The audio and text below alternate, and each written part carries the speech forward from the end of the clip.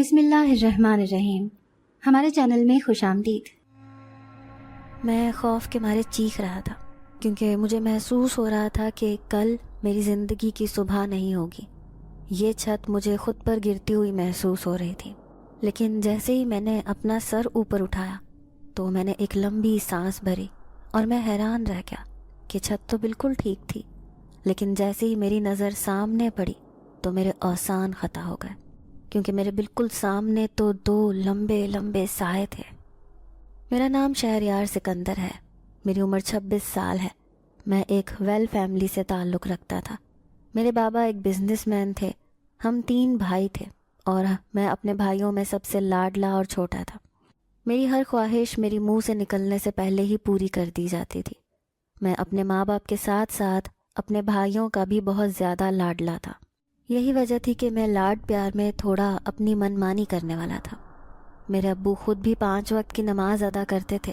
وہ سب بہن بھائیوں کو بھی ہمیشہ اچھائی کی ترغیب دیتے تھے، لیکن میں کسی کی بھی کوئی بات نہیں سنتا تھا، بلکہ میں اپنے ماں باپ کی کوئی بات نہیں سنتا تھا اور دوستوں کے ساتھ عیاشی کرتا تھا۔ میری ماں کا مائکا سندھ میں تھا۔ ہمیں جب کبھی چھٹیاں ہوتیں تو ہم سندھ میں امی کے ساتھ ننیال چلے جاتے۔ نانا نانی کی تو موت ہو چکی تھی، ایک ماموں تھے جو سندھ میں مقیم تھے۔ ہم چھٹیاں گزارنے اپنے اس ماموں کے پاس ہی جاتے تھے اور ماموں کے گھر سے ہمیں ایک خاص قسم کا لگاؤ تھا۔ جب بھی ہم وہاں جاتے تو آنے کو دل نہیں کرتا تھا، لیکن اچانک سے ماموں بزنس کے سلسلے میں اپنی فیملی سمیت باہر شفٹ ہو گئے۔ اس وجہ سے اب ہمارا آنا جانا کم ہو گیا تھا۔ میں اپنا زیادہ تر وقت اپنے دوستوں کے ساتھ ہی گزارتا تھا، آدھی آدھی رات تک گھر سے باہر رہتا۔ اس وجہ سے میرے امی ابو بہت زیادہ پریشان رہتے تھے۔ ابو مجھے بار بار کہتے کہ میں تمہیں کسی چیز کی کمی نہیں آنے دیتا، لیکن تم اپنے نکمے دوستوں کے ساتھ رہ کر آوارہ ہو گئے ہو۔ تو میں کہہ دیتا کہ میں اپنی اسٹڈی میں سنسیئر ہوں، میں دل لگا کر پڑھتا ہوں، تو آپ کو کیسے لگا کہ میں آوارہ دوستوں کے ساتھ رہ کر آوارہ ہو گیا ہوں؟ یہی زندگی ہے انجوائے کرنے کی، مجھے انجوائے کرنے دیں۔ میرے ماما پاپا مجھے بہت سمجھاتے تھے، لیکن میں نے قسم کھائی تھی کہ میں نے کسی کی کوئی بات نہیں سننی، اور میں اپنی زندگی میں اتنا کھو کر رہ گیا تھا کہ میں خدا کو بالکل بھول گیا تھا۔ میرا BS کا 3rd سیمسٹر چل رہا تھا۔ یونیورسٹی میں دوستوں کے ساتھ مل کر لڑکیوں کو چھیڑنا میرا اہم ترین مشغلہ تھا، اور میں اس کام میں سب سے آگے آگے رہتا تھا۔ اس چیز کی شکایت 1-2 دفعہ پرنسپل صاحب نے میرے بابا سے بھی کی، لیکن مجھے کسی چیز کی کوئی پرواہ نہیں تھی۔ میں اپنی من مانی کرنے والا تھا۔ انہی دنوں کی بات ہے کہ اچانک سے میری طبیعت خراب رہنے لگی۔ یونیورسٹی جانا بھی کم ہو گیا کیونکہ بخار اتنا زیادہ تھا کہ اترنے کا نام ہی نہیں لے رہا تھا۔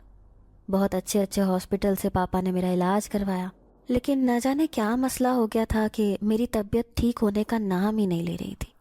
اسی دوران پاپا نے میرے ٹیسٹ وغیرہ کروائے، لیکن جو رپورٹس آئیں انہیں دیکھ کر امی ابو پریشان رہنے لگے۔ میں ان سے بار بار پوچھتا کہ ان رپورٹس میں ایسا کیا تھا کہ آپ سب لوگ پریشان ہو، مجھے دکھاتے بھی نہیں ہو۔ نہ جانے میرے پورے گھر میں جیسے سوگ ہو گیا تھا۔ میں یہی سوچتا تھا کہ نہ جانے مجھے کون سی بیماری ہے۔ ڈاکٹر نے مجھے میڈیسن ٹائم پر کھانے کا بولا تھا، اور اس کے بارے میں میری ماں میرا بہت خیال رکھ رہی تھی۔ وہ کسی بھی طرح کی لاپرواہی نہیں کرتی تھی، ہر وقت میرے ساتھ ساتھ رہتی۔ میں نے یونیورسٹی جانا بھی چھوڑ دیا تھا کیونکہ طبیعت دن بدن زیادہ خراب ہوتی جا رہی تھی۔ میڈیسن کھانے سے کچھ دیر افاقہ ہو جاتا، لیکن بخار تھا کہ جان چھوڑنے کا نام ہی نہیں لے رہا تھا۔ جب کبھی بھی گھر والوں سے پوچھتا کہ مجھے ایسی کون سی بیماری ہے کہ آپ سب لوگ پریشان رہتے ہو، مجھے بتاتے بھی نہیں ہو، لیکن میں ہر چیز کو اگنور کرنے والا تھا۔ میں نے اپنی بیماری کو بھی سر پر سوار نہیں کیا اور اپنی موج مستی کی زندگی میں محو رہا۔ بابا ماما کیونکہ کافی زیادہ میری صحت کے بارے میں پریشان رہنے لگے تھے، اس لیے بابا ہمارے شہر کے سب سے اچھے ڈاکٹر سے میرا چیک اپ کرواتے، لیکن کوئی افاقہ نہیں ہوا۔ میں سب سے بار بار پوچھتا کہ میری ٹیسٹ رپورٹس کہاں ہیں اور ان میں کیا آیا ہے، لیکن کوئی بھی مجھے یہ بات بتانے کے لیے تیار نہ تھا۔ سب گھر والوں کا پریشانی والا چہرہ دیکھ کر مجھے خود سے بھی ٹینشن ہونے لگی۔ ماما کو اکثر میں نے چھپ چھپ کر روتے دیکھا۔ میں سمجھ گیا تھا کہ میری ٹیسٹ رپورٹس کچھ اچھی نہیں آئی، اسی وجہ سے ایسا ہو رہا ہے۔ پھر ایک دن میں نے ماما اور بڑے بھائی کو باتیں کرتے سنا۔ کہ بلڈ کینسر کوئی چھوٹی بیماری تو نہیں، ایک جان لیوا بیماری ہے۔ نہ جانے ہمارے شہریار کو یہ بیماری کیسے لگ گئی۔ وہ تو اتنا شوخ طبیعت کا تھا، اچانک سے اس کی طبیعت میں یہ تبدیلی کیسے آ گئی؟ یہ سب کچھ اس بیماری کی وجہ سے ہے۔ ایسا لگتا ہے جیسے شہری ہنسنا بھول گیا ہو۔ اپنی بیماری کے بارے میں سن کر مجھے ایک شوق لگا تھا۔ اب واقعی میں پریشان ہو گیا۔ میں جو ہر وقت ہنستا کھیلتا رہتا تھا، کسی چیز کی پرواہ نہیں کرتا تھا، اب نہ جانے کیوں خاموش رہنے لگا، کسی سے کوئی بات نہ کرتا۔ ہاں، لیکن میں نے اپنے گھر میں کسی کو بھی اس بارے میں نہیں بتایا تھا کہ مجھے اپنی بیماری کے بارے میں پتہ چل چکا ہے۔ میں ان کے سامنے خوش رہنے کی کوشش کرتا تاکہ یہ میری وجہ سے مزید پریشان نہ ہو جائے۔ ہمارے ہنستے بستے گھر میں اچانک سے مایوسی اور پریشانیوں نے گھیرا ڈال دیا تھا۔ میری بیماری کی وجہ سے گھر کا ایک ایک فرد پریشان تھا۔ میں ان سب کی پریشانی کس طرح ختم کرتا مجھے سمجھ نہیں آ رہی تھی، کیونکہ اس وقت میں خود بھی تکلیف سے گزر رہا تھا، اور جو بے چینی اور بے سکونی میرے دل میں اتری تھی وہ شاید کوئی بھی نہیں جانتا تھا۔ اسی دوران ماموں بھی پاکستان واپس آ گئے۔ ایک دن ماموں نے امی کو کال کی اور بتایا کہ وہ واپس آ گئے ہیں، اور جب انہیں میری بیماری کے بارے میں پتہ چلا تو انہوں نے ماما کو بتایا کہ یہاں پر ایک بہت قابل ڈاکٹر ہے، آپ ایسا کریں شہریار کو لے کر یہاں آ جائیں، میں اس ڈاکٹر سے اس کا چیک اپ کرواتا ہوں، انشاءاللہ وہ بہت جلدی ٹھیک ہو جائے گا، اور فکر مند ہونے کی ضرورت نہیں، خدا بہتر کرے گا۔ جب بھی کوئی کسی اچھے ڈاکٹر کا بتاتا تھا تو میری ماں کے چہرے پر ایک رونق سی آ جاتی کہ شاید جس ڈاکٹر کا مجھے پتہ چلا ہے اسی ڈاکٹر سے علاج کروانے سے میرا بیٹا ٹھیک ہو جائے، کیونکہ وہ ماں تھی، اور ماں کا دل ممتا میں کس قدر تڑپتا ہے یہ ایک ماں ہی جان سکتی ہے۔ اتنی پریشانی اپنی بیماری کی شاید مجھے نہیں تھی، اور میں تو اپنی بیماری کے بارے میں کچھ بھی نہیں جانتا تھا، لیکن جس تکلیف اور کرب سے میں گزر رہا تھا مجھے ایسا لگتا تھا مجھ سے زیادہ تکلیف میری ماں محسوس کرتی ہے۔ حالانکہ میں ہر وقت بہت کوشش کرتا کہ اپنی ماں کے سامنے میں اپنے آپ کو کمزور ثابت نہ کروں۔ جس دن ماموں کی کال آئی تھی تو ماما نے میری ساری پیکنگ وغیرہ کر دی تاکہ میں ماموں کے پاس جاؤں اور وہاں سے میرا علاج ہو۔ حالانکہ یہاں بھی بہت اچھے اور قابل ڈاکٹرز تھے، لیکن نہ جانے کیوں میرے ماں باپ جہاں بھی کسی ڈاکٹر کا سنتے کہ وہ اچھا ہے تو وہیں سے میرا علاج شروع کروا دیتے۔ لیکن میری بیماری دن بدن بڑھتی جا رہی تھی، میں دنوں میں ہی کمزور دکھائی دینے لگا، میری رنگت پیلی پڑنے لگی۔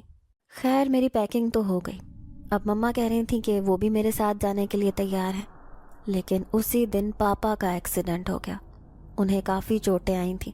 اسی وجہ سے ماما نے میرے ساتھ بڑے بھائی کو بھیج دیا، کہہ دیا کہ میں کچھ دن تک آ جاؤں گی۔ میں بڑے بھائی کے ساتھ سندھ گیا، وہاں پر اپنے پرانے دوستوں اور اپنے کزنز کے ساتھ مل کر میں بہت خوش ہوا۔ میرے ماموں کا بیٹا اویس میرا ہی ہم ایج تھا اور میرا بچپن کا دوست بھی تھا، کیونکہ بچپن میں جب بھی میں چھٹیاں گزارنے جاتا تھا تو میں اپنا زیادہ تر ٹائم اویس کے ساتھ ہی گزارتا تھا۔ اویس کی اور میری دوستی بہت گہری تھی، اور ہماری دوستی پوری فیملی میں مشہور تھی، سب جانتے تھے کہ ہم دونوں گہرے دوست ہیں۔ میں اپنے دل کی ہر بات اویس سے شیئر کر لیتا، اور یہی حال اویس کا تھا۔ میں اویس کو ملتے ہی جیسے تندرست ہو گیا۔ مجھے اس طرح سے بیمار دیکھ کر اویس بھی پریشان ہو گیا تھا۔ ہم تقریباً کافی رات کو ماموں کے گھر پہنچے۔ اگلے دن صبح ہوتے ہی ماموں اور میرے بڑے بھائی مجھے لے کر ڈاکٹر کے پاس گئے۔ ڈاکٹر نے میری تمام ٹیسٹ وغیرہ دوبارہ سے کیے، لیکن ڈاکٹر کی رپورٹس ویسی ہی تھیں جیسے کہ 1 مہینے سے ہم دیکھتے آ رہے تھے۔ پچھلے 1 مہینے سے تقریباً 20 سے 25 ڈاکٹرز کے پاس میرا چیک اپ کروا دیا گیا تھا، لیکن ہر ایک کا ایک ہی کہنا تھا کہ بیماری کافی حد تک بڑھ چکی ہے، اس پر کنٹرول کرنا بہت مشکل ہے۔ اس ڈاکٹر کا بھی یہی کہنا تھا، لیکن ماموں کو ایک امید تھی۔ ماموں کا کہنا تھا کہ تم یہاں سے علاج کرواؤ اور دیکھ لینا تم ٹھیک ہو جاؤ گے۔ بیماری کے بارے میں تو میں جان ہی چکا تھا، اور اب سب گھر والوں کو بھی پتہ چل چکا تھا کہ میں سب کچھ جانتا ہوں، لیکن پھر بھی نہ جانے کیوں میرے سامنے میری بیماری کے بارے میں کوئی بھی بات کرنے سے گریز کرتے تھے۔ اس دن بھی ماموں نے اویس سے کہا کہ اویس شہریار کو باہر لے جاؤ، اسے گھماؤ پھراؤ، اس کی طبیعت کچھ بہتر ہوگی۔ اویس نے اس بات میں سر ہلایا، بولا چل اٹھ شہری، آج تجھے دوبارہ سے اپنے بچپن کی یادیں تازہ کرنے کا موقع دیتا ہوں۔ اس کی اس بات پر میں کھلکھلا کر ہنس دیا، کیونکہ سچ میں نے یہاں اپنے بچپن کے بہت اچھے دن گزارے تھے۔ جب بھی کبھی ہم ننیال آتے جانے کو دل ہی نہیں کرتا تھا، جب بھی جاتے افسردہ اور غم زدہ ہو کر ہی یہاں سے جاتے تھے۔ اور آج بھی اتنی بیماری کی حالت میں یہاں آ کر ایک عجیب سی خوشی محسوس کر رہا تھا۔ اویس مجھے لے کر ایک پارک میں چلا گیا۔ اس پارک میں اکثر ہم آ کر کھیلا کرتے تھے۔ یہ ماموں کے گھر سے کچھ ہی فاصلے پر تھا۔ اس پارک کے بالکل سامنے ایک مسجد تھی۔ یہ مسجد کافی دیر سے بند پڑی تھی۔ بچپن میں بھی جب بھی ہم کبھی جاتے تھے تو اپنی نانوں سے اکثر سنتے تھے کہ یہ مسجد جناتی مسجد ہے، اور سنا تھا کہ بہت سے واقعات اس مسجد میں ہوئے ہیں۔ بہت سے لوگوں کو شام کے وقت اس مسجد کے ارد گرد عجیب سی مخلوق منڈلاتی ہوئی نظر آتی ہے۔ بچپن میں تو ہم یہ بات سن کر خوف زدہ ہو جاتے تھے اور مسجد کے قریب قریب جانا بھی اچھا نہیں سمجھتے تھے، کیونکہ ہمیں لگتا تھا کہ اگر ہم اس کے قریب جائیں گے تو یہ جنات کہیں ہمیں پکڑ ہی نہ لیں، اور ہم سب کزنز ایک دوسرے کو اس مسجد کے نام سے ڈراتے تھے کہ اگر تم نے میرا یہ کام نہ کیا تو تمہیں وہ جناتی مسجد میں چھوڑ آؤں گا۔ آج بھی میں نے اویس سے یہی بات کی کہ یار یہ جناتی مسجد ابھی تک جناتی ہی ہے؟ تو اس نے جواب دیا ہاں تو اور کیا، ابھی تک یہ مسجد اسی طرح بند پڑی ہے۔ اور ابھی کچھ ہی دنوں کا واقعہ ہے، جب ہم دبئی سے واپس آئے تو ہم نے سنا کہ یہاں پر مسجد کے مینار رات کو بہت زیادہ ہل رہے تھے۔ ایسے لگ رہا تھا جیسے یہ مینار ٹوٹ کر گر جائیں گے، اور بہت سے لوگوں نے خود اپنی آنکھوں سے ان میناروں کو ہلتے ہوئے دیکھا ہے۔ اویس کی یہ بات سن کر میں کھلکھلا کر ہنس دیا۔ اویس حیرانگی سے میری طرف دیکھ کر بولا، کیا بات ہے شہریار، کیا تمہیں میری بات پر یقین نہیں آیا؟ تمہیں لگتا ہے میں جھوٹ بول رہا ہوں؟ تم نے خود بھی تو سنا تھا، دادو اکثر تمہیں بتایا کرتی تھی کہ یہ جناتی مسجد ہے۔ تبھی میں نے جواب دیا ہاں نانو تو بتاتی تھی، لیکن میں اب ان چیزوں پر یقین نہیں رکھتا کہ یہ جنات بھی کچھ ہوتے ہیں۔ ایسا کچھ نہیں ہوتا میرے یار، یہ تو سب لوگوں کی من گھڑت باتیں ہیں۔ تبھی اویس بولا نہیں، ایسا نہیں بولتے، جنات کا تو قرآن پاک میں بھی ذکر ہے۔ اس کی اس بات سے میں بھی حیران ہوا، کیونکہ میں نے تو آج تک کبھی قرآن پاک کو پڑھا ہی نہ تھا۔ بچپن میں ہی ماما نے گھر پر ایک حافظ صاحب کو لگا دیا تھا جو آ کر مجھے قرآن پاک پڑھاتے تھے، اور جب سے میں نے قرآن پاک ختم کیا تھا اس کے بعد تو دوبارہ کبھی اسے کھولا بھی نہیں تھا۔ حالانکہ مجھے اس بات پر ماما بابا سے اکثر ڈانٹ پڑتی تھی، لیکن میں کہاں کسی کی سننے والا تھا۔ میں نے کہا کہ تم نے قرآن کو بہت غور و فکر سے پڑھا ہے؟ اویس نے جواب دیا ہاں میں نے خود پڑھا ہے، قرآن پاک میں بھی جنات کا ذکر آیا ہے، اور تم اس کو مذاق سمجھ رہے ہو؟ تو میں نے کہا کہ جنات ہوں گے؟ میں نے کب کہا کہ نہیں ہے، لیکن مسجد میں تو نہیں ہے، یہ تو لوگوں نے ایسے ہی بس بات بنا لیا۔ اویس کہنے لگا کہ نہیں، یہ لوگوں کی من گھڑت بات نہیں ہے۔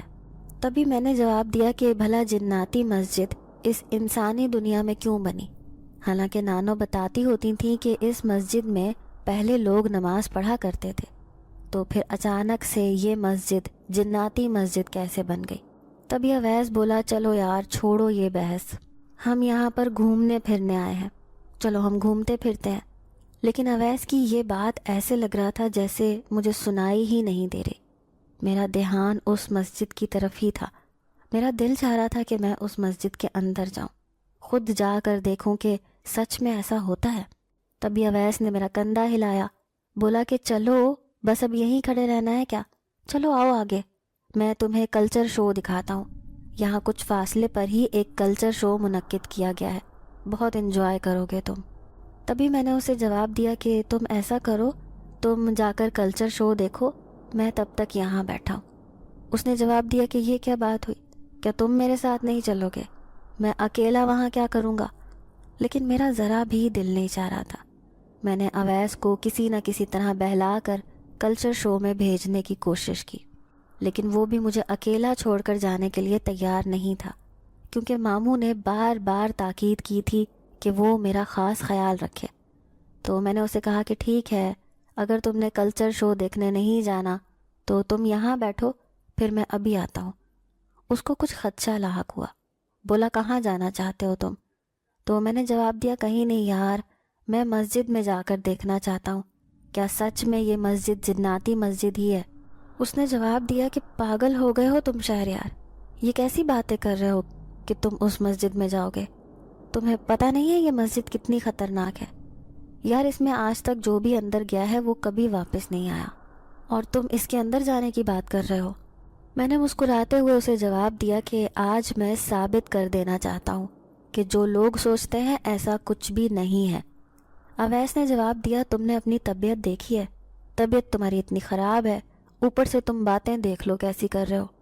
میں نے جواب دیا کہ موت تو ایک دن آنی ہے، بیماری جو ایسی لگی ہوئی ہے تو پھر ڈر کس چیز کا؟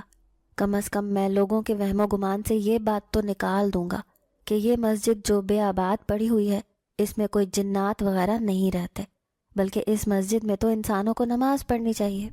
میری اس بات پر اویس بھی حیران ہوا کہ میں نے خود تو آج تک کبھی نماز نہیں پڑھی اور نہ ہی کبھی اللہ کے راستے پر چلا ہوں، تو اس مسجد کو آباد کرنے کی کیوں سوچ رہا ہوں؟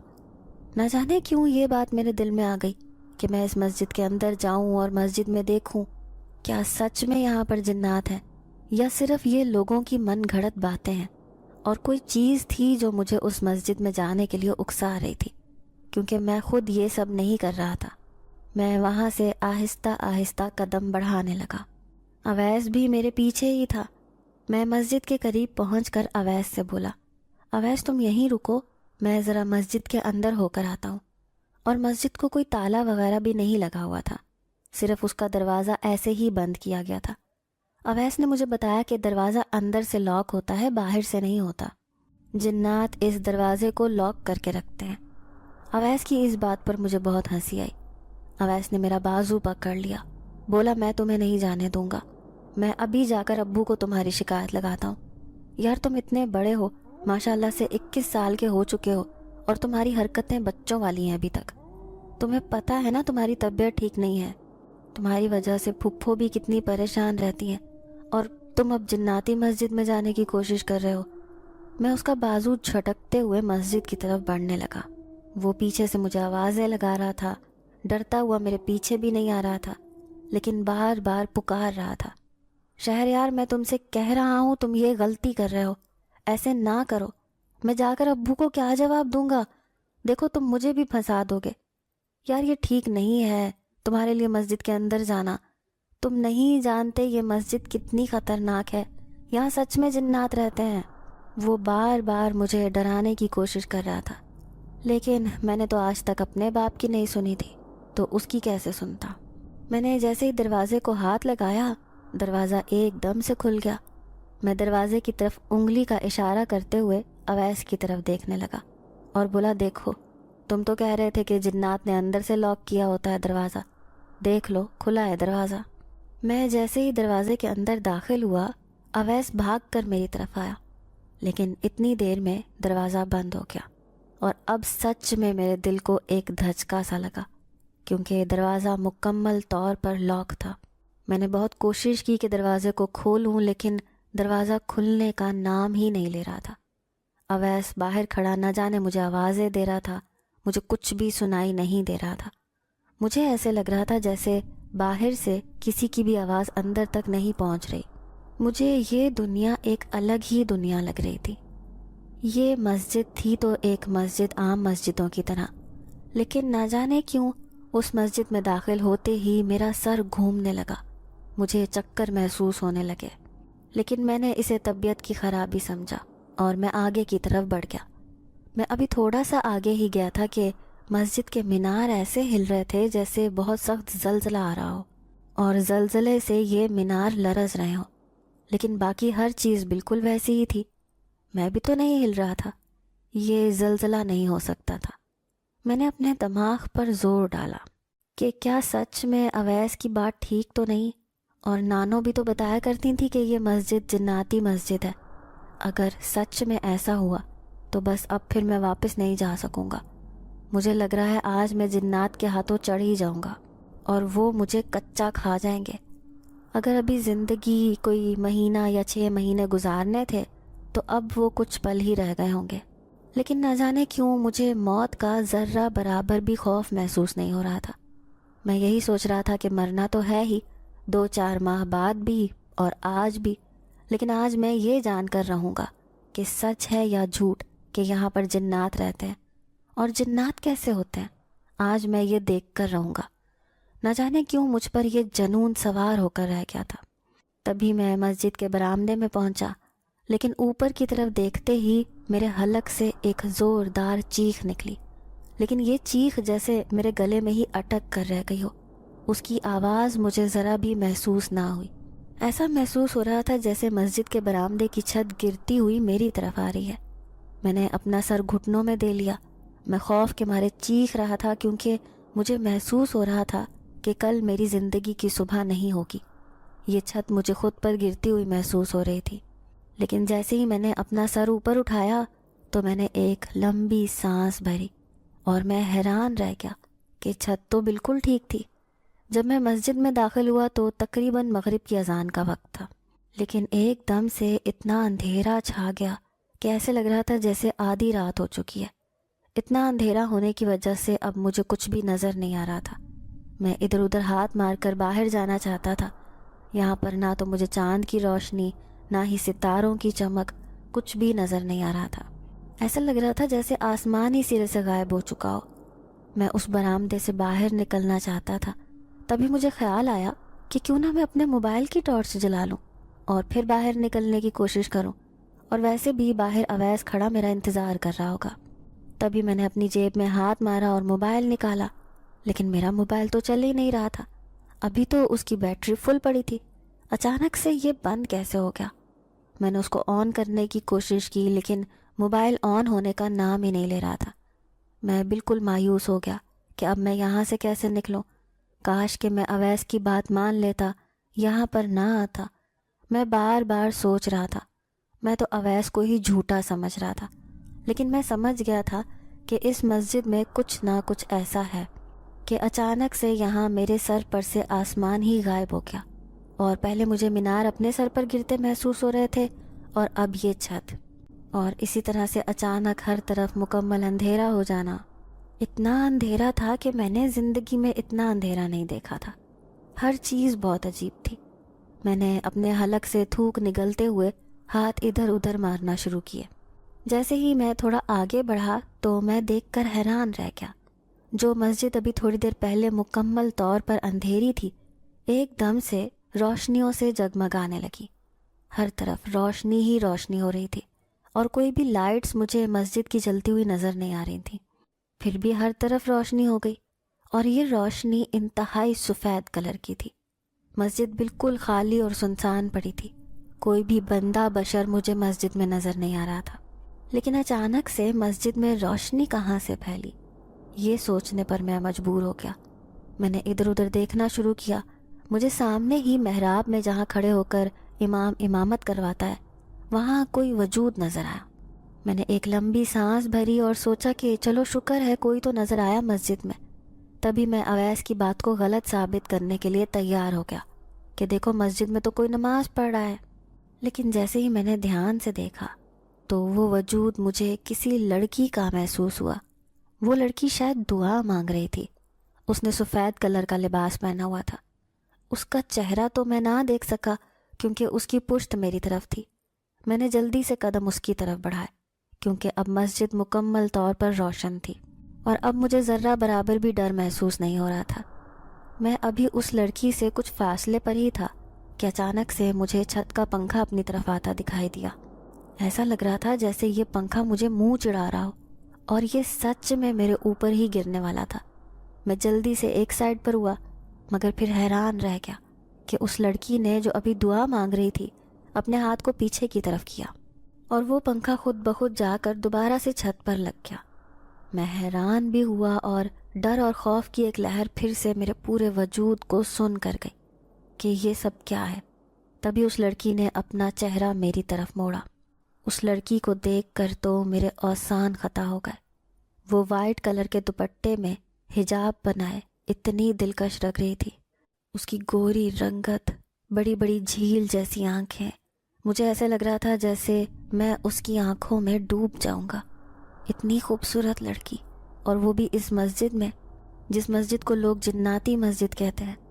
میں اس کو دیکھ کر حیران بھی ہو رہا تھا، اور اس کی خوبصورتی مجھے اپنی طرف کھینچ رہی تھی۔ میں نے مجبوراً آگے کی طرف قدم بڑھائے کیونکہ اتنی خوبصورت لڑکی تھی کہ اس کا پرکشش چہرہ دیکھتے ہی میں اس کی خوبصورتی میں کھو گیا، اور اس کا یہ چہرہ حجاب میں انتہائی پاکیزہ لگ رہا تھا۔ یہ باقی سب لڑکیوں سے منفرد تھی، میں نے آج تک کوئی ایسی لڑکی نہیں دیکھی تھی۔ میں نے 2 قدم اس کی طرف بڑھائے، لیکن پھر تو جیسے مجھ پر سکتہ ہی طاری ہو گیا۔ میں ایک ہی جگہ پر کھڑا مجسمے کی طرح ٹک ٹکی باندھے اس لڑکی کو ہی دیکھے جا رہا تھا۔ تبھی اس لڑکی نے خاموشی توڑی، بولی کہ آپ کو پتہ ہے اس وقت یہاں سب عبادت کر رہے ہیں، یہ عبادت کا وقت ہے، اور آپ نے یہاں آ کر سب کو ڈسٹرب کیا ہے۔ تب میں حیران ہو کر ادھر ادھر دیکھنے لگا کہ یہاں تو کوئی بھی نہیں ہے، تو یہ کیوں کہہ رہی ہے کہ یہاں سب لوگ عبادت کر رہے ہیں؟ میں نے جواب دیا کہ اگر یہی سوال میں آپ سے پوچھوں کہ آپ یہاں اس وقت کیا کر رہی ہو، رات کافی زیادہ ہو گئی ہے اور آپ مسجد میں ہو، تو اس نے جواب دیا کہ میں یہاں اللہ کی عبادت کر رہی ہوں، مسجد تو عبادت کرنے کی جگہ ہے، تو پھر یہاں عبادت کرنے ہی آئی ہوں، تم بتاؤ تم یہاں کیا کرنے آئے ہو؟ اس کے اس طرح کے سوال پر میں کچھ شرمندہ سا ہوا، کیونکہ میں تو عبادت کی غرض سے اس مسجد میں نہیں آیا تھا۔ تبھی میں اپنی شرمندگی کو چھپاتے ہوئے اس سے کہنے لگا کہ اتنی رات کو آپ اس مسجد میں ہو، اور پتہ ہے آپ کو یہ مسجد تو جناتی مسجد کے نام سے مشہور ہے، کیا آپ کو ڈر نہیں لگا؟ اس لڑکی کے جواب نے مجھے لاجواب کر دیا۔ اس نے کہا میں اللہ کے سوا کسی سے نہیں ڈرتی۔ میں نے اس سے پوچھا کہ آپ ابھی کہہ رہی تھیں کہ یہاں سب لوگ عبادت کر رہے ہیں، لیکن یہاں تو آپ اکیلی ہو، تو کون عبادت کر رہا ہے یہاں آپ کے علاوہ؟ تو اس نے جواب دیا تمہیں یہاں کوئی بھی نظر نہیں آئے گا، اور میرے خیال میں تو اب تک تمہیں سمجھ جانا چاہیے کہ یہاں تک آنے سے پہلے تمہارے ساتھ کون کون سے واقعات ہو چکے ہیں۔ میں حیران ہوا اور بولا کہ تمہیں کیسے پتا کہ میرے ساتھ یہاں آنے سے پہلے واقعات ہوئے ہیں؟ تبھی وہ مسکراتی ہوئی پیچھے کی طرف مڑی، شیلف سے قرآن پاک نکالا اور اس کی تلاوت کرنے لگی۔ اتنی پیاری آواز میں تلاوت کر رہی تھی کہ اس کی تلاوت کرنے سے میرے دل کو سکون آ رہا تھا۔ میں وہیں پر بیٹھ کر اس کی تلاوت سننے لگا۔ تقریباً آدھا گھنٹہ اس نے قرآن پاک کی تلاوت کی۔ اتنا سکون میں محسوس کر رہا تھا کہ مجھے زندگی میں اتنا سکون کبھی محسوس نہیں ہوا۔ میں سوچنے لگا کہ میں آج تک اللہ تعالیٰ کی اس کتاب سے غافل رہا، اس میں تو اتنا سکون ہے، اس سکون کو میں زندگی بھر تلاش کرتا رہا۔ اپنی بیماری میں ایک ایک منٹ کے سکون کے لیے ترستا رہا، لیکن قرآن پاک کو سنتے ہی میرے دل کو نہایت اطمینان ملا تھا۔ جیسے ہی اس لڑکی نے اپنی تلاوت ختم کی، میں ویسے ہی آنکھیں موندے دیوار سے ٹیک لگائے بیٹھا تھا۔ میں نے آنکھیں کھولیں تو وہ قرآن پاک بند کر کے دوبارہ سے شیلف کے اندر رکھ رہی تھی۔ تبھی وہ بالکل میرے قریب آ کر بیٹھی، بولی دیکھا سکون ملا نا؟ کیا کبھی اتنا سکون تمہیں وہ دوستوں کے ساتھ پارٹی کرنے اور عیش و عشرت کرنے میں ملا تھا؟ اس کی اس بات نے مجھے حیران کر دیا۔ تب میں بولا کون ہو تم، اور تمہیں کیسے پتا کہ میں اپنے دوستوں کے ساتھ پارٹی کرتا تھا اور عیش و عشرت کی زندگی گزارتا تھا؟ تبھی وہ مسکرا کر بولی کہ میں نے تمہیں کہا تھا نا کہ مجھے سب پتہ ہے، اور تمہیں یہاں تک لانے میں بھی میرا ہاتھ ہے، کیونکہ میں نے تمہیں آج سے کئی سال پہلے یہاں دیکھا تھا۔ لیکن تمہاری زندگی میں آنے والی ساری تبدیلیاں میں بالکل اچھی طرح جانتی تھی۔ تم اپنے اللہ سے بالکل غافل تھے۔ کیا تم نے کبھی سوچا ہے جو رازق تمہیں کھانے کے لیے رزق دیتا ہے، تم اس کی عبادت نہ کر کے اس کا حق مارتے ہو؟ اس کی یہ باتیں مجھے حیران بھی کر رہی تھیں، خوف میں بھی مبتلا کر رہی تھیں کہ یہ سب کچھ کیسے جانتی ہے۔ تبھی مجھے مسجد میں ہر طرف اذان کی آواز گونجتی ہوئی سنائی تھی، لیکن مجھے اذان دینے والا دکھائی نہیں دے رہا تھا۔ میں ادھر ادھر نظریں گھمائے دیکھ رہا تھا کہ اذان دینے والا تو کہیں نظر نہیں آ رہا۔ وہ شاید میری پریشانی کو بھانپ گئی۔ تبھی اس نے ایک طرف اشارہ کیا اور مجھے وہاں کھڑا ایک آدمی نظر آیا، لیکن وہ انتہائی خوفناک شکل کا تھا۔ اسے دیکھتے ہی میری چیخ نکلنے لگی، لیکن اس نے انگلی کے اشارے سے میری چیخ وہیں روک دی۔ جب اذان ختم ہوئی تو وہ بولی کیا تمہیں اتنا لحاظ نہیں کہ جب اذان ہو رہی ہو تو خاموشی اور ادب کے ساتھ اذان سنتے ہیں؟ میں نے اس بات میں سر ہلا دیا۔ پھر وہ بولی چلو اٹھو نماز پڑھو۔ میں نے جواب دیا کہ لیکن میرا تو وضو نہیں۔ وہ بولی سامنے جاؤ، وضو بناؤ اور آ کے نماز ادا کرو۔ میں نے جلدی سے وضو بنایا اور آ کر نماز ادا کرنے لگا۔ سچ میں نے آج جانا تھا کہ دنیاوی کاموں میں اتنا سرور کہاں جتنا اللہ کی عبادت میں ہے۔ میں اللہ کی عبادت کر رہا تھا اور میرا دل سکون سے مال و مال ہو رہا تھا۔ میں نے آج پہلی دفعہ اتنا دل لگا کر اور اپنی موت کو یاد کر کے نماز پڑھی تھی، اور مجھے لگ رہا تھا کہ میں نے حقیقی سکون آج ہی پایا ہے۔ وہ مال و دولت، وہ عیش و عشرت، وہ مجھے سکون نہیں دے سکتے تھے، اور میں اس سکون سے اتنا غافل رہا۔ جیسے ہی میں نے نماز ختم کی تو وہ لڑکی مسکراتے ہوئے میری طرف دیکھنے لگی، بولی کہ مجھے پتا تھا کہ تم ضرور سکون پاؤ گے، تمہاری ساری تکلیفیں اب دور ہو جائیں گی، تمہیں فکر کرنے کی ضرورت نہیں۔ تبھی میں نے اس سے پوچھا کہ کیا تم مجھے بتاؤ گی تم کون ہو، اور تمہاری وجہ سے میں نے آج اپنی زندگی میں پہلی دفعہ یوں نماز ادا کی ہے اور مجھے اتنا سکون ملا ہے۔ میں نے تو آج تک کبھی نماز نہیں پڑھی تھی اور اتنا دل لگا کر نہیں پڑھی تھی۔ میں تو اپنے ماں باپ کو خوش کرنے کے لیے کبھی کبھی اللہ کے آگے اپنا سر جھکا دیتا تھا، لیکن آج اللہ کو خوش کرنے کے لیے میں نے نماز پڑھی۔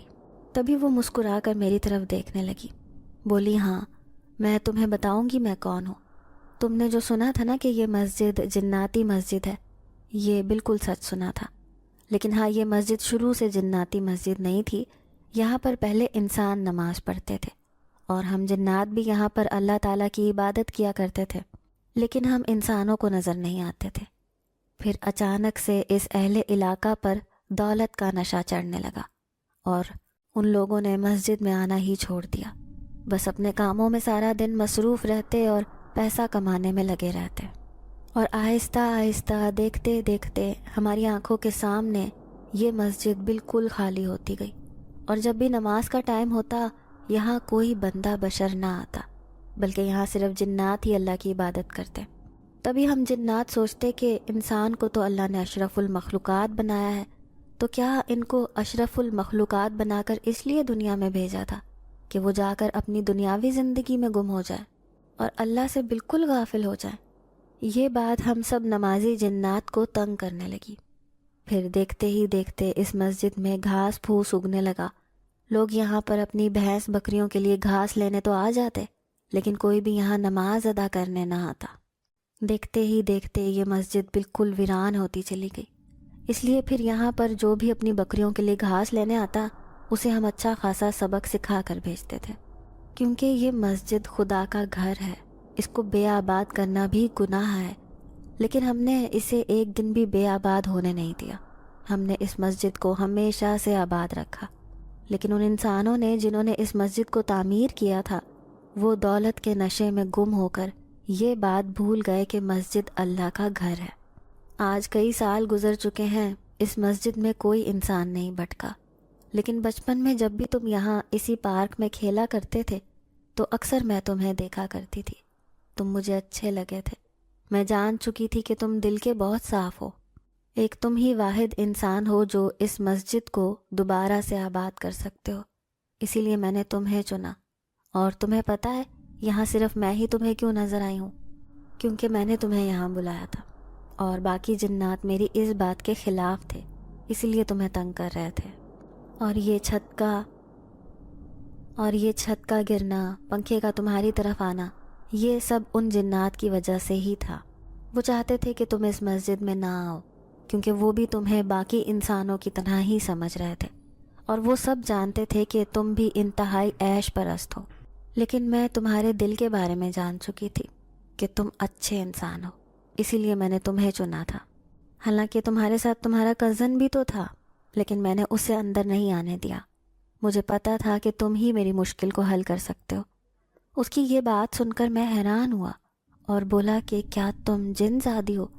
اس نے جواب دیا ہاں میں جن زادی ہوں، اور میں کئی 100 سال سے یہاں پر اسی مسجد میں عبادت کرتی ہوں اور یہاں پر جنات کے بچوں کو پڑھاتی ہوں۔ تو میں نے جواب دیا کہ تم رہتی کہاں ہو؟ اس نے جواب دیا میں کوہکاف میں رہتی ہوں، لیکن اپنی عبادت کے وقت میں یہاں پر آ جاتی ہوں۔ تبھی میں نے جواب دیا کہ میں تم سے وعدہ کرتا ہوں آج کے بعد میں کبھی نماز نہیں چھوڑوں گا اور اس مسجد کو میں خود آباد کروں گا۔ اگر تو میں زندہ بچا تو یہ مسجد اپنی زندگی میں ہی آباد کروں گا، نہیں تو لوگوں میں یہ بات ضرور سمجھا دوں گا کہ یہ مسجد جناتی مسجد نہیں ہے، یہ تم انسانوں نے خود تعمیر کی تھی اور یہاں پر نماز پڑھو۔ وہ میری یہ بات سن کر خوش ہو گئی۔ تبھی وہ ایک سائڈ پر گئی، پانی کا ایک پیالہ لے کر آئی۔ اس نے وہ پیالہ لا کر مجھے پکڑایا۔ میں نے وہ پیالہ جیسے ہی منہ سے لگایا، میں جلدی سے وہ پانی پی گیا۔ وہ پانی پیتے ہی میرے جسم کی ساری کمزوری دور ہو گئی۔ میں جو 1 مہینے سے بیمار پڑا تھا، ٹھیک سے چلا بھی نہیں جاتا تھا، میں خود کو مکمل طور پر صحت یاب محسوس کر رہا تھا۔ تبھی میں نے اس جن زادی سے کہا کہ تم اللہ تعالیٰ کی اتنی عبادت کرتی ہو تو کیا تم میرے لیے دعا کرو گی کہ اللہ مجھے اتنی زندگی دے دے کہ میں اپنے پچھلے گناہوں کی معافی مانگ لوں۔ میں نے آج تک جتنے بھی گناہ کیے ہیں، اللہ مجھے اتنی مہلت دے دے کہ میں اس کی عبادت کر کے اپنے سارے گناہ دھو ڈالوں۔ تبھی اس نے جواب دیا کہ اللہ بے نیاز ہے اور وہ تو بہترین بخشنے والا ہے۔ اگر تم توبہ کر لیتے ہو تو وہ ضرور تمہاری توبہ قبول کرے گا۔ اتنی بات کہہ کر اس نے انگلی کا اشارہ کیا تو وہ سارے راستے جو میرے لیے بند تھے وہ سب کھل چکے تھے۔ وہ مجھ سے کہہ رہی تھی کہ جاؤ، اب تم چلے جاؤ اور اب جو تم نے مجھ سے وعدہ کیا ہے وہ پورا کرو۔ تبھی وہ ہاتھ ہلا کر مجھے اللہ حافظ کہنے لگی اور اچانک سے وہاں سے غائب ہو گئی۔ میں صبح ہونے تک اس مسجد میں رہا۔ پہلے تہجد کی نماز ادا کی، اس کے بعد فجر کی نماز کے بعد میں مسجد سے نکلا اور ماموں کے گھر کی طرف چل دیا۔ اویس شاید میرا انتظار کر کر کے وہاں سے چلا گیا تھا۔ جیسے ہی میں گھر پہنچا، گھر والے بہت پریشان تھے۔ میرا بھائی تا حد پریشان تھا۔ اویس کی بھی اچھی خاصی انہوں نے کر دی تھی۔ میں نے جاتے ہی انہیں کہا کہ دیکھ لیں، میں اس جناتی مسجد سے واپس آیا ہوں اور بالکل ٹھیک ہوں۔ وہ کوئی جناتی مسجد نہیں ہے، وہ مسجد انسانوں کے لیے بنائی گئی ہے۔ سب خوش بھی تھے اور حیران بھی تھے۔ صبح تک یہ بات پورے گاؤں میں پھیل چکی تھی کہ خورشید کا بھانجا مسجد میں گیا تھا اور واپس نہیں آیا، لیکن صبح ہوتے ہی سب لوگ ماموں کے گھر آ کر کھڑے تھے۔ جیسے ہی میں گھر سے نکلا تو سب دیکھ کر حیران ہوئے۔ میں نے سب کو یہ بات بتا دی کہ وہ کوئی جناتی مسجد نہیں ہے، وہ انسانی مسجد ہے۔ وہاں جاؤ، اس کو آباد کرو۔ وہ مسجد آپ لوگوں کے لیے بنائی گئی ہے۔ اس مسجد میں آپ لوگ صرف اپنے کام کے لیے جاتے تھے، جبکہ وہ نماز ادا کرنے کے لیے بنائی گئی ہے، اللہ کی عبادت کے لیے بنائی گئی ہے۔ وہاں جا کر اللہ کی عبادت کرو۔ میری یہ سب باتیں سن کر ماموں اور میرے بھائی حیران ہو رہے تھے کہ میں تو خود اتنا غافل تھا، تو آج میں اتنی اللہ والی باتیں کیسے کر رہا ہوں۔ میں تقریباً 1 مہینہ ماموں کے گھر رہا اور میری جب دوبارہ سے رپورٹس آئیں تو میری بیماری کا کہیں نام و نشان بھی نہیں تھا۔ میرے ساتھ ساتھ میرے گھر والے بھی اس بات پر بہت حیران تھے۔ میں چند ہی دنوں میں اچھا خاصا ہو گیا، لیکن میں اسی مسجد میں 5 وقت کی نماز ادا کرنے جاتا۔ دیکھتے ہی دیکھتے بہت سے لوگ نماز ادا کرنے لگے اور وہ مسجد دوبارہ سے آباد ہو گئی۔ اب جب کبھی بھی میں سندھ جاتا ہوں تو میں اسی مسجد میں جا کر نماز ادا کرتا ہوں۔ نماز ادا کرنے کے بعد اپنے سارے گناہوں کی معافی مانگتا ہوں اور اس جن زادی کا انتظار کرتا ہوں کہ شاید وہ آئے اور کبھی دوبارہ مجھ سے ملے۔ لیکن اس کے بعد وہ کبھی بھی مجھے دوبارہ نظر نہیں آئی۔ ہاں، لیکن وہ خوش ہے کہ میں نے وہ مسجد آباد کر دی ہے۔ وہ میں محسوس کرتا ہوں اور اس کا وہ ہنستا مسکراتا چہرہ میرے سامنے آتا ہے، لیکن وہ خود تو میرے سامنے نہیں آتی۔ لیکن میں بہت خوش ہوں کہ میں نے دنیاوی عیش و عشرت کو چھوڑ کر سیدھا راستہ چنا ہے، وہ راستہ جو صراط مستقیم ہے۔ اسی راستے پر چل کر منافع ہی منافع ہے، کسی قسم کا کوئی نقصان نہیں ہے۔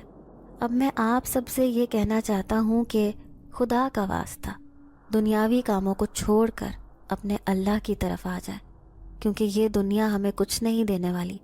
یہ دنیاوی زندگی کچھ دیر کی ہے، لیکن وہ اخروی زندگی جو ہمیشہ ہمیشہ ہے، ہمیں اس کے بارے میں سوچنا چاہیے۔ آج آپ مجھے بتائیں کہ کون کون یہ چاہتا ہے کہ وہ اپنے اللہ کو راضی کرے؟ اگر آپ میں سے کوئی یہ چاہتا ہے تو وہ ضرور نیچے کمنٹس میں مجھے بتا دیں۔ ناظرین، اگر آپ کو آج کی یہ کہانی اچھی لگی ہو تو ویڈیو کو لائک ضرور کریں۔ اگر آپ کو ایسی دہشت ناک، دل کو جکڑ دینے والی کہانیاں پسند ہیں تو ایسی ایک کہانی روزانہ سننے کے لیے ہمارے چینل کو سبسکرائب کریں۔ اجازت چاہتے ہیں، اللہ حافظ۔